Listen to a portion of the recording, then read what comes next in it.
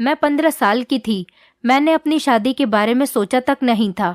मेरे तो बहुत बड़े बड़े सपने थे, बहुत ज़्यादा ऊंचे ख्वाब थे कि मैं पढ़ लिख कर ये करूँगी वो करूँगी, या तो डॉक्टर बनूंगी या फिर टीचर। लेकिन मेरी किस्मत में इतनी जल्दी मेरा फैसला भी कर दिया था कि मैं जितना हैरान होती हूँ उतना कम था। इस शादी में सिर्फ मेरे पापा ही शामिल थे और मेरे किसी घरवाले को इस बारे में बिल्कुल भी पता नहीं था।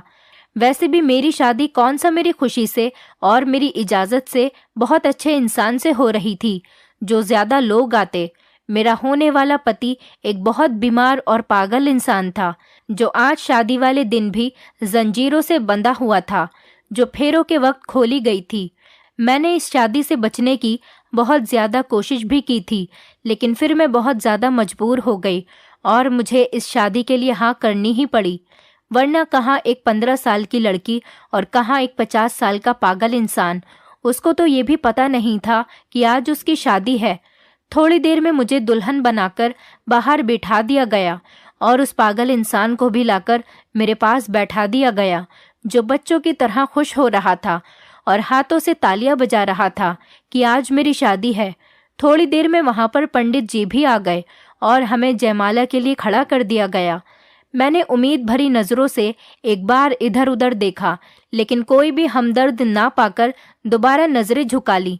चमत्कार हम जैसे गरीबों के साथ कहाँ होते हैं। इसके बावजूद भी मैं भगवान से प्रार्थना कर रही थी कि कोई तो ऐसा रास्ता निकल जाए कि मुझे ये शादी ना करनी पड़े, या कुछ ऐसा बुरा हो जाए कि ये शादी ही टल जाए। लेकिन अभी तक इन दोनों दुआओं के पूरा होने के हालात नजर नहीं आ रहे थे। मेरे पापा टाइम से पहले ही वहां आ गए थे और उन्हें ऐसा बैठा देखकर मुझे बहुत ज्यादा गुस्सा आ रहा था और उनसे नफरत महसूस हो रही थी, क्योंकि इस सब का जिम्मेदार वही थे। उन्हें अपनी बेटी की जिंदगी बर्बाद होने की कोई फिक्र, कोई एहसास ही नहीं था। पंडित जी ने मुझे जयमाला करने के लिए कहा तो मैंने उनसे कहा कि मेरी एक शर्त है, उसके बाद ही मैं तुम्हारे भाई के लिए हाँ करूंगी। दूल्हे का भाई मुझे घूरते हुए कहने लगा, तुम इस वक्त किसी भी शर्त मनवाने की पोजीशन में नहीं हो, लेकिन फिर भी हम तुम्हारे लिए वो सब करेंगे जो तुम चाहती हो। बताओ तुम्हारी क्या शर्त है। मेरी शर्त बिल्कुल भी इस काबिल नहीं थी कि मानी जाती, लेकिन मुझे भी अपने पापा की तरह बेशर्म बनना था। इसीलिए मैंने अपनी शर्त बताते हुए कहा कि मैं उसी सूरत में ही ये शादी करूंगी जब मेरे पापा यहाँ पर नहीं होंगे। इसे धक्के देकर यहाँ से निकाल दो। एक पल को वहाँ सन्नाटा छा गया। मेरे पापा के चेहरे की रंगत उड़ गई। उन्होंने कभी सोचा भी नहीं था कि उनकी अपनी बेटी की तरफ से उन्हें इतनी सख्ती का सामना करना पड़ेगा। बेइज्जती से उनका चेहरा लाल पड़ गया था। वहां पर मौजूद किसी भी इंसान को ये उम्मीद नहीं थी कि मैं इस हद तक कुछ कह सकती हूँ। अगर मेरे बस में होता तो मैं उससे भी ज्यादा कड़ी शर्त रख देती और उसके साथ वो कुछ करती जिसकी वजह से मैं आज ये सब झेलने पर मजबूर हूँ।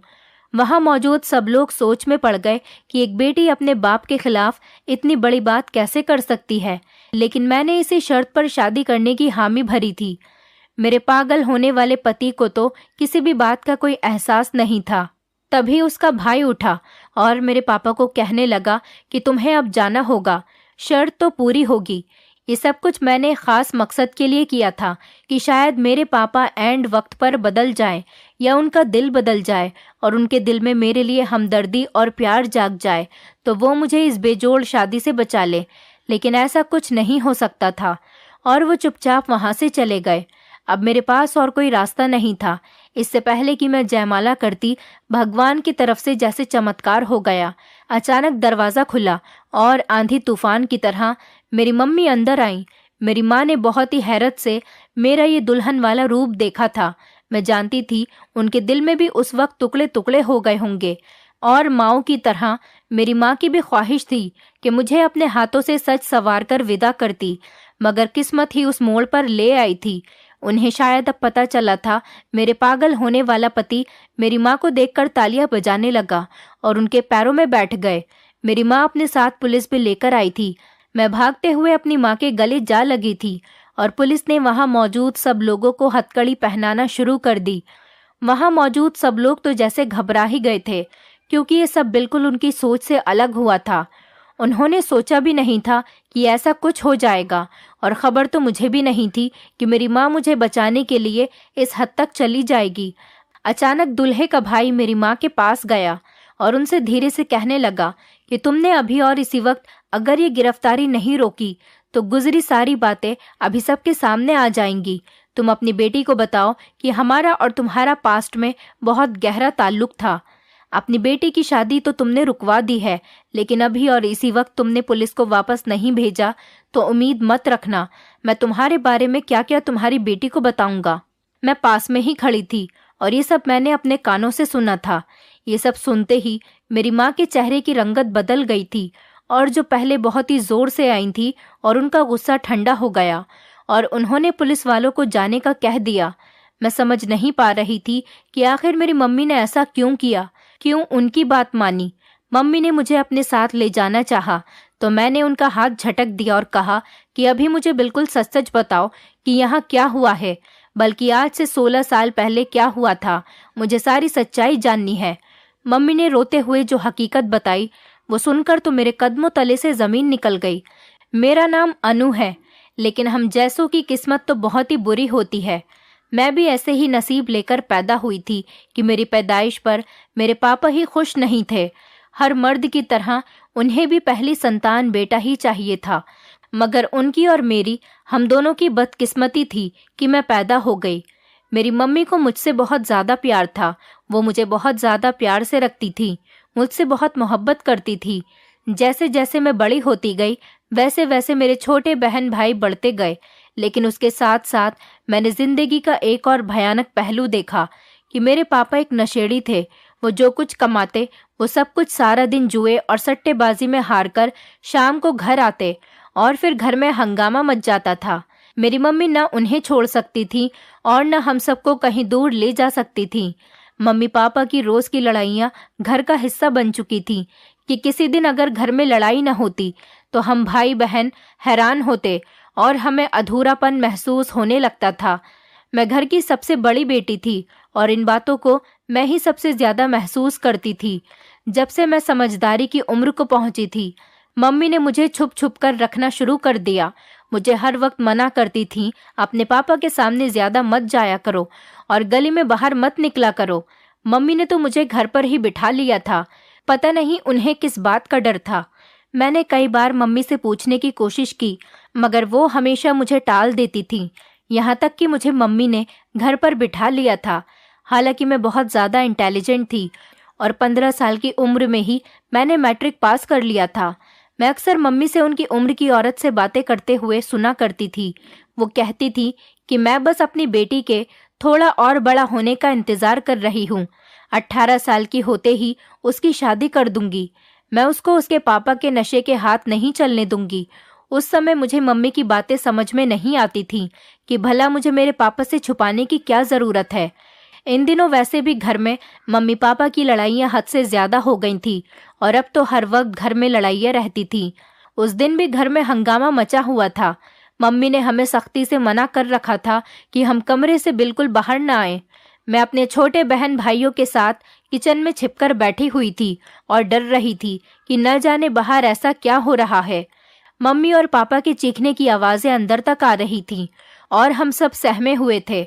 बार बार दिल चाह रहा था कि मैं बाहर जाऊं और जाकर देखूं क्या चल रहा है, मगर मुझे मम्मी की नसीहत याद आ जाती। मम्मी ने कुछ देर पहले ही मुझे किचन में जाने को कहा था और उन्होंने ये भी कहा था मैं बिल्कुल भी किचन से बाहर नहीं आऊं, चाहे बाहर कयामत ही क्यों ना आ जाए। और कयामत से बढ़कर ये क्या हो सकती थी कि मेरी मम्मी ठीक ही तो कह रही थी। मेरा दिल दहला रही थी। न जाने पापा उन्हें क्यों मार रहे थे। ये क्या था जो मेरी मम्मी लगातार चीखे जा रही थी और अब उन आवाज़ों में एक आदमी की आवाज़ और शामिल हो गई थी। मेरे सब्र का इम्तिहान भी टूट गया था, तो मैंने किचन का दरवाज़ा थोड़ा सा बाहर की तरफ किया। इसलिए थोड़ा सा दरवाज़ा खोल कर झाँका ताकि मैं बाहर का मंजर देख सकूं कि बाहर क्या हो रहा है। और जो मंजर मेरी आंखों ने देखा उसने तो मुझे अंदर तक शर्मिंदा कर दिया।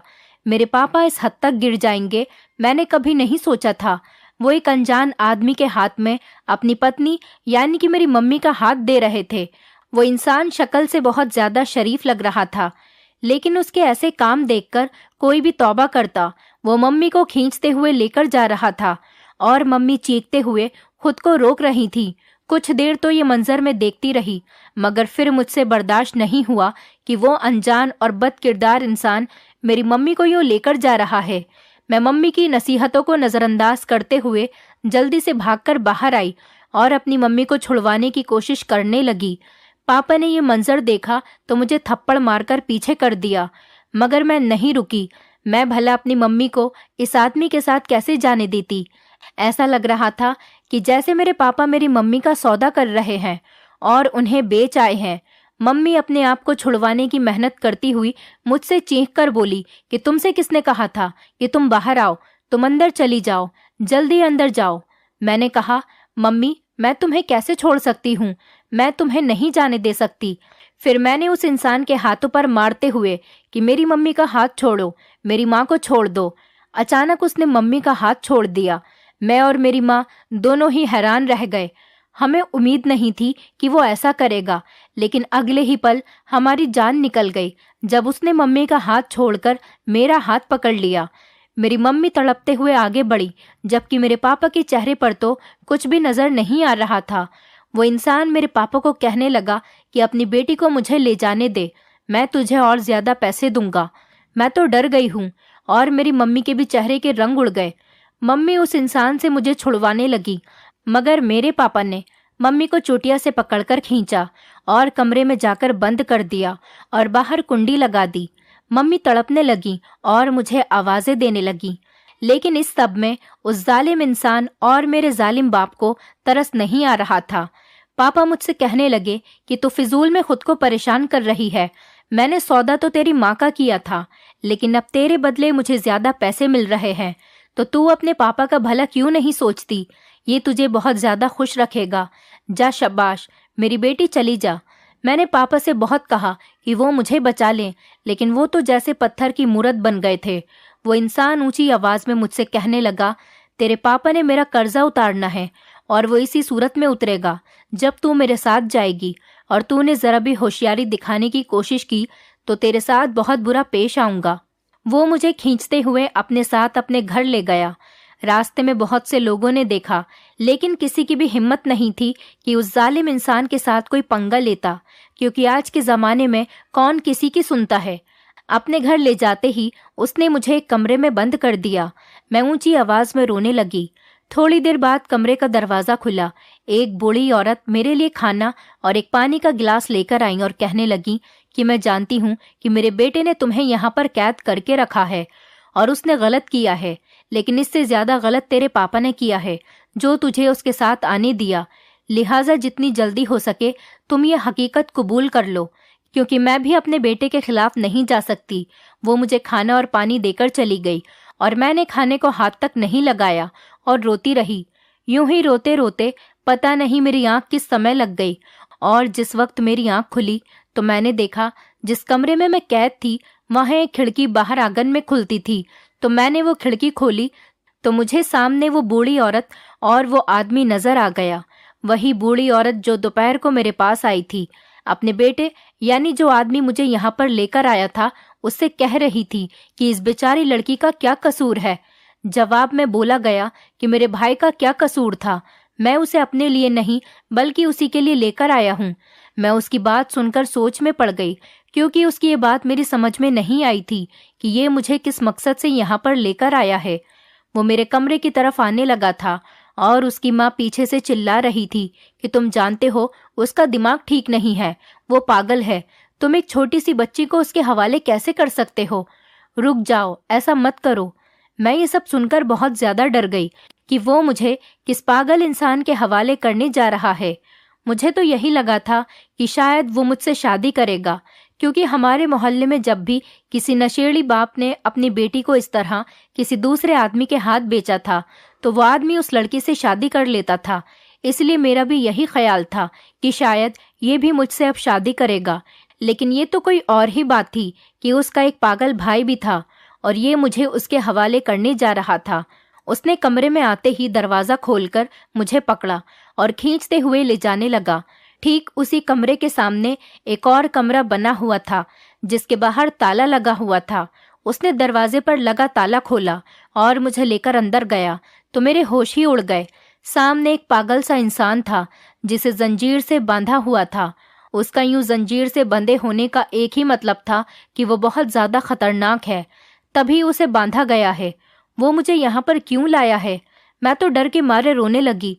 उस आदमी ने मुझे कमरे के अंदर धक्का दिया और अपने भाई की जंजीर खोलने लगा, जबकि उसकी माँ पीछे से लगातार मना कर रही थी, उसे अपने वास्ते दे रही थी कि वो मेरे साथ इतना बड़ा जुल्म न करे। मैं वैसे तो 15 साल की थी, लेकिन मैं जानती थी कि लड़की की इज्जत की क्या अहमियत होती है, और शायद मेरी इज्जत अब उस पागल इंसान के हाथों बर्बाद होने वाली थी। उसने अपने पागल भाई की जंजीर खोल दी और खुद मुझे धक्का देकर उस कमरे से बाहर चला गया, और बाहर से उसने दरवाजे को ताला लगा दिया। उसका भाई लगातार मुझे देखे जा रहा था, जैसे वो मुझे पहचानने की कोशिश कर रहा हो। उसके एक्सप्रेशन से ऐसा लग रहा था जैसे वो मुझे बहुत पहले से जानता है, काफी टाइम पहले से। लेकिन मैं तो उलझन का शिकार थी, क्योंकि मैंने उसे पहली बार देखा था। अचानक वो पागल इंसान पूरी रफ्तार के साथ भागता हुआ मेरे पास आया, और मैं डरकर दीवार से चिपक गई और अपनी आंखें बंद कर ली। लेकिन ये क्या हुआ, आते ही मेरे कदमों में बैठ गया और मेरे पैरों को हाथ लगाते हुए कहने लगा, शुक्र है तुम आ गई। इतने सालों से मैं तुम्हारा इंतजार कर रहा हूँ कि तुम एक ना एक दिन जरूर आओगी, और देख लो आज तुम आ ही गई। मैं तो उसकी तरफ से कोई भयानक रवैये का इंतजार कर रही थी। ये सब सुनकर मैं चौंक गई। वो इंसान मेरी मम्मी की उम्र का था, और उसका यूं मेरे कदमों में झुकना मुझे बिल्कुल भी अच्छा नहीं लगा था। मैंने उसे उठाते हुए कहा कि आप कौन हैं, मुझे बताइए, और ये भी बताइए आप सालों से मेरा ही इंतजार क्यों कर रहे थे? ये बात आपने कैसे कर दी? वो मेरे कदमों से उठकर पागलों की तरह हंसने लगा और तालियां बजाते हुए कहने लगा, आ गई हो, अब मैं तुम्हें कहीं नहीं जाने दूंगा। वो मेरा हाथ पकड़कर अपनी जंजीर से बांधने लगा था और मुझे तकलीफ हो रही थी। उसके जोर जोर से हंसने और मेरे चीखने की आवाज बाहर जा रही थी। आखिर उस औरत को मुझ पर तरस आया और उसने दरवाजा खोल दिया और मुझे उस पागल इंसान के चंगुल से छुड़वाया और मुझे अपने साथ लेकर अपने कमरे में आ गई।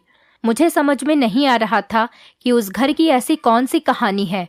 देखने में तो वो इंसान जो मुझे मेरे पापा से खरीद कर लाया था एक अच्छा आदमी लगता था, मगर उसने बहुत ज्यादा बुरी हरकत की थी कि वो मुझे यहाँ पर यूं पैसों से खरीद कर लाया था। वो आते ही अपनी माँ से लड़ने लगा कि वो मुझे वहां से क्यों निकाल कर लेकर आ गई। कहने लगा, आप जानती है ना मैं कितने समय से इन सब के पीछे था, और जब मैंने बदला लेने की ठान ली तो अब आप इस रास्ते की दीवार बनकर आ गई हैं। ऐसा मत करें। और वो मुझे दोबारा खींचकर उस पागल के कमरे में ले जाने लगा, जबकि मैं चीखने लगी। वो औरत भी बार बार यही कहे जा रही थी, तुम जानते हो ये ठीक नहीं है। इस लड़की का वहां उसके पास भेजना खतरे से खाली नहीं है। इस पर ये जुल्म मत करो। उसकी माँ ने जबरदस्ती आगे बढ़कर मुझे छुड़वाया और अपने कमरे में ले गई, वरना वो तो दोबारा से मुझे उस पागल के कमरे में भेज रहा था जो मुझे भी जंजीरों से बांधना चाह रहा था। मुझे समझ में नहीं आ रहा था कि ये किस बदले की बात कर रहा है। उसका अगर मेरे पापा से कोई बदला है तो वो उनसे ले, मुझे बीच में क्यों लाया जा रहा है? मैंने तो उनकी शक्ल भी कभी नहीं देखी और ना ही मुझे उसके बारे में कुछ पता था। तो वो औरत बताने लगी कि मेरे सिर्फ ये 2 बेटे हैं और एक बेटी है। ये आपस में दोनों भाई एक दूसरे से बहुत प्यार करते थे और उसकी हर ख्वाहिश को पूरा करना अपना फर्ज समझता था। उन दोनों भाइयों में बहुत ही ज्यादा प्यार था, मगर उसके बाद वो चुप हो जाती थी। आगे की कहानी वो मुझे बता नहीं पा रही थी। शायद उनमें इतनी हिम्मत नहीं थी, या फिर वो मुझे बताना नहीं चाह रही थी। मुझे जानना था कि सिर्फ ऐसा क्या हुआ कि ये भाई पागल हो गया और बड़े भाई ने अपने आप को यूं बदल लिया। मुझे लगता था जरूर उनकी जिंदगी में कोई ऐसा इंसान आया होगा जो मेरे ही खानदान से होगा, इसलिए तो ये बदले के लिए मुझे यहाँ पर लेकर आए हैं। वो इंसान मुझे लगातार अपने पागल भाई के हवाले करने पर तुला पड़ा था, जबकि मैं उसकी माँ की शुक्रगुजार थी। उन्होंने मुझे यहाँ पर पनाह दी थी। मुझे यहाँ पर आए हुए 4 दिन हो गए थे और अभी तक मेरे घर से कोई भी मुझसे मिलने के लिए नहीं आया था। अपने पापा के बारे में तो मुझे पता था कि उन्हें पता भी होगा तो नहीं आएंगे, जबकि मेरी मम्मी को शायद यहाँ के एड्रेस का भी नहीं पता था, वरना वो अब तक मुझसे मिलने के लिए आ गई होती। मुझे इस घर से बाहर जाने की परमिशन नहीं थी। कभी कभी मुझे बहुत ज्यादा दुख होता था कि मैं इतनी गरीब क्यों हूँ। मेरे पास इतने पैसे क्यों नहीं हैं कि मैं उसका कर्ज उतार सकूं और मेरी जान यहाँ से बच जाती। बूढ़ी औरत मुझे तसल्ली देती रहती कि तुम मेरे बेटों के खिलाफ कोई बद्दुआ न करना, एक बेटा तो पहले ही पागल हो चुका है। मैं नहीं चाहती कि किसी की बद्दुआ से मेरा दूसरा बेटा भी ऐसा ही हो जाए। मुझे ये जानकर भी बहुत हैरत हुई कि वो बड़ा भाई शादीशुदा था और उसके 4 बच्चे थे और उसकी पत्नी बच्चों के साथ दूसरे शहर में रहती थी। शायद इसीलिए उसने मेरे साथ अभी तक शादी नहीं की थी और यही बात बहुत अच्छी थी और यही बात मेरे वापस जाने की एक उम्मीद की किरण होगी। लेकिन सारी उम्मीद की किरण बुझने लगी थी जब एक दिन वो अपनी माँ को कहने लगा कि आप इस लड़की को बता दीजिएगा, कल मैंने इन दोनों की शादी तय कर दी है। ये सुनकर तो मेरे ऊपर एक कयामत टूट पड़ी थी और मैं उस औरत के कदमों में बैठ गई और माफी मांगते हुए कहने लगी कि मुझे यहाँ से जाने दो, मैं ये शादी नहीं कर सकती। आपने अपने बेटे को देखा ही होगा, वो मुझसे कितना बड़ा है, वो मेरे बाप की उम्र का है और वो एक पागल इंसान है। मैं उससे कैसे शादी कर लूं? लेकिन मेरी बात नहीं मानी गई और शादी का दिन आ गया और मैं यहाँ पर अपने पापा और मम्मी के होने का बिल्कुल भी इरादा नहीं कर रही थी। लेकिन जिस तरह से अचानक कहानी में नया पहलू आया था कि मेरी शादी रुक गई थी और मुझे मजबूर कर दिया गया था कि मैं अपनी मम्मी से सवाल करूं। मेरी मम्मी वहीं कुर्सियों पर बैठ गईं। वो पागल आदमी वहीं मम्मी के कदमों में जाकर बैठ गया और कहने लगा, तुमने कितना इंतजार करवाया है, इतने साल हो गए हैं, तुम अब वापस आई हो। मुझे लगा था कि मम्मी उसे अब पीछे करेंगी क्योंकि मेरी मम्मी तो उसे जानती भी नहीं थी। लेकिन हैरत का बहुत बड़ा झटका लगा जो मम्मी ने उसका हाथ पकड़कर उसे खड़ा किया और बुरी तरह से रोने लगी और माफी मांगने लगी। मैंने कहा, मम्मी अब तो मेरे सब्र की इंतहा हो गई है, बताओ तो ये सब क्या चल रहा है। उस पागल की मम्मी, वो बूढ़ी औरत कहने लगी, मैं तुम्हें बताती हूँ ये सब क्या है। तुम्हारी मम्मी और मेरा बेटा एक दूसरे को पसंद करते थे, एक दूसरे से शादी करना चाहते थे।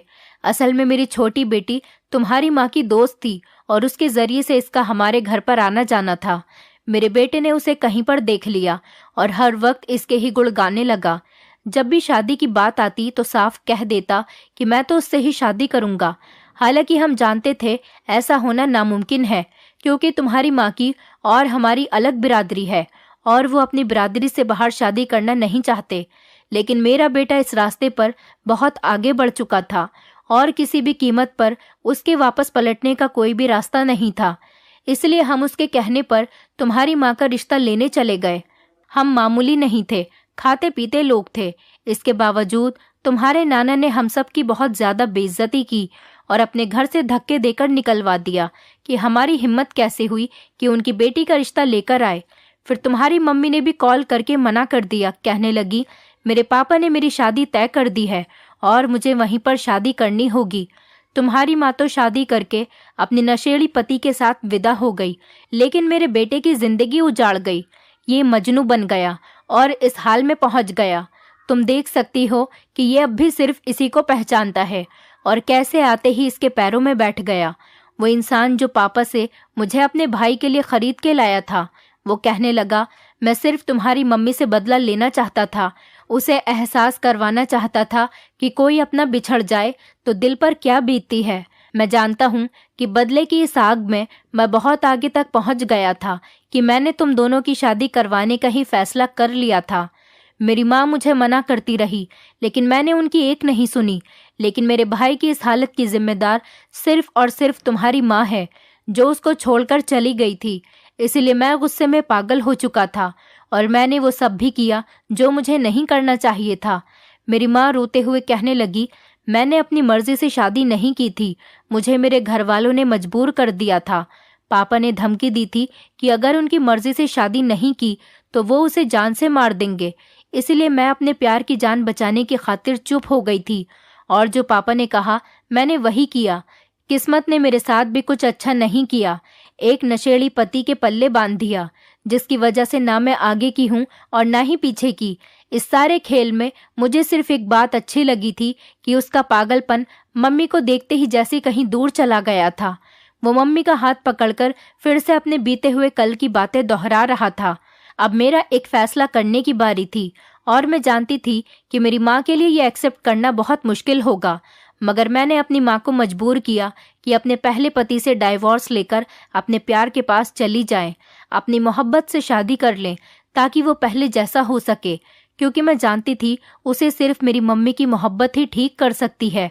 और मैं ये भी जानती थी कि मेरे पापा कभी नहीं सुधर सकते। मेरी माँ को तो उनसे पहले ही डाइवोर्स ले लेनी चाहिए थी, लेकिन अभी देर नहीं हुई थी। इसलिए मैंने अपनी माँ के हर फैसले पर और उसके हर कदम पर उनका साथ दिया। और आज हम इतने सालों के बाद हम भाई बहन कामयाब हैं, तो इसका सारा क्रेडिट हमारे सौतेले पापा को जाता था, जो हमारे लिए सगे बाप से भी बढ़कर साबित हुए। मेरी मम्मी की मोहब्बत ने आखिरकार उनको ठीक कर दिया था। दोस्तों, उम्मीद करती हूँ आपको हमारी कहानी पसंद आई होगी। कहानी पसंद आई है तो वीडियो को लाइक करें, चैनल पर नए हैं तो चैनल को सब्सक्राइब करें और हाँ, नोटिफिकेशन बेल को जरूर दबाएं ताकि अगली अपडेट सबसे पहले आपको मिले।